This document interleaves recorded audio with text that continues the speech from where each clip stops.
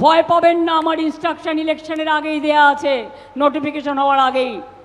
2 নম্বর, আমরা 30% cold storage করেছি, যেটায় যা আলু কিনতে পারবো সেখানে ঢোকাবো। ICDS এর জন্য আলু কিনবো আমরা, এর জন্য আলু কিনবো ICDS থেকে শুরু করে, মিড ডে মিল থেকে শুরু করে। বাদবাকি যদি কেউ আলু বাজারে বিক্রি করতে চান, বাইরেও বিক্রি করতে চান, কোনো আপত্তি নেই।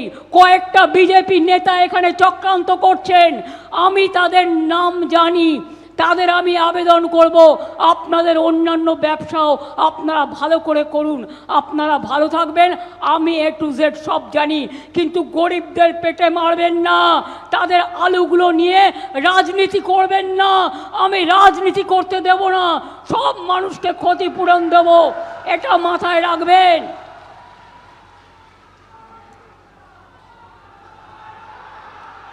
আলুর ক্ষতিপূরণ চান, তৃণমূলকে ভোট দিন।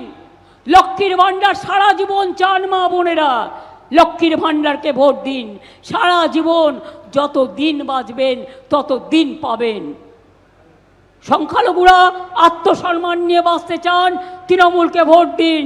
আদিবাসী ভাই বোনেরা জয় জোহার চান, জায়ের থান চান, মাজিদ থান চান, আপনাদের ধামসা মাদল চান, আপনারা শিক্ষাশ্রী চান, আপনারা তপশিলি বন্ধু চান, আপনারা জয় জোহার চান, সব তৃণমূলকে ভোট দিন।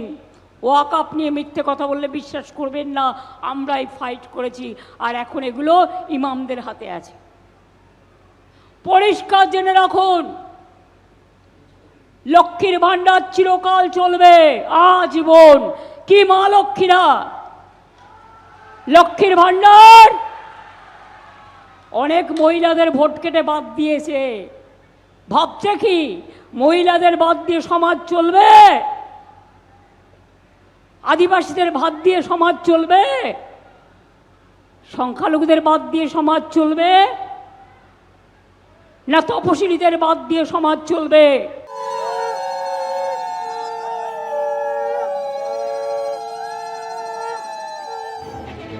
ছিলেন পূর্বে, এলেন পশ্চিমে। কেন্দ্র নতুন হলেও রাজনীতিতে তিনি পুরনো। আদ্যপান্ত রাজনৈতিক পরিবারের মেয়ে, নিজে কাউন্সিলর আবার বিধায়কও। 2021-এর বিধানসভা ভোটে নির্বাচিত হয়েছেন বেহালা পূর্ব থেকে, কিন্তু এবার তার কেন্দ্র বদল করেছে দল। এবারের ভোটে বেহালা পশ্চিম কেন্দ্রে রত্না চট্টোপাধ্যায়কে প্রার্থী করেছে তৃণমূল, যা পার্থ চট্টোপাধ্যায়ের কেন্দ্র বলেই এতদিন পরিচিত ছিল। এবার এই কেন্দ্রে তাই আলাদা করে নজর রয়েছে গোটা রাজ্যের। পূর্ব হোক কিংবা বেহালা পশ্চিম, দুবারই যখন আপনি প্রার্থী হলেন তখন এই দুই কেন্দ্রেই কিন্তু গড় অক্ষত রাখার লড়াইয়ে আপনাকে নামানো হয়েছে।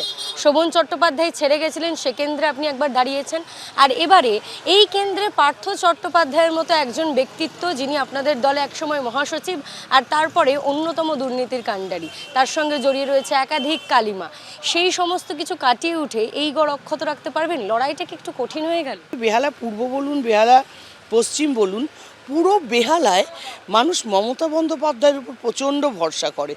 এই কেন্দ্রে এবার রত্না চট্টোপাধ্যায়ের প্রতিপক্ষ একদিকে বিজেপির ইন্দ্রনীল খাঁ, যিনি বিজেপি যুব মোর্চার রাজ্য সভাপতি, আরেকদিকে সিপিএম এবারও এই কেন্দ্র থেকে প্রার্থী করেছে নিহার ভক্তকে, যিনি গত বিধানসভা ভোটে এই কেন্দ্র থেকে 20%-এর বেশি ভোট পেয়েছিলেন।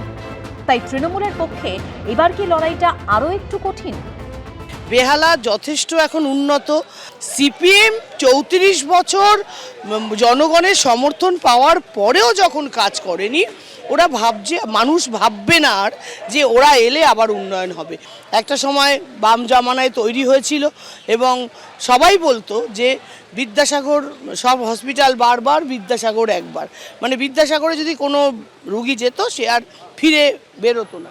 কিন্তু তৃণমূল সরকার আসার পর বিদ্যাসাগরের হাল কিছুটা হলেও চেঞ্জ হয়েছে। সকাল থেকে পুজো দিয়ে বেরিয়ে পড়ছেন প্রচারে, সকালে এক দফা আবার বিকেলে আরেক দফা। চৈত্রের গরমেও হুটখোলা জিপে চড়ে প্রচার করছেন রত্না চট্টোপাধ্যায়। প্রার্থী বদল হয়েছে, কিন্তু বেহালা পশ্চিমের মানুষের রায় কি বদলাবে, নাকি ফের তৃণমূলেই ভরসা রাখবে এই কেন্দ্র?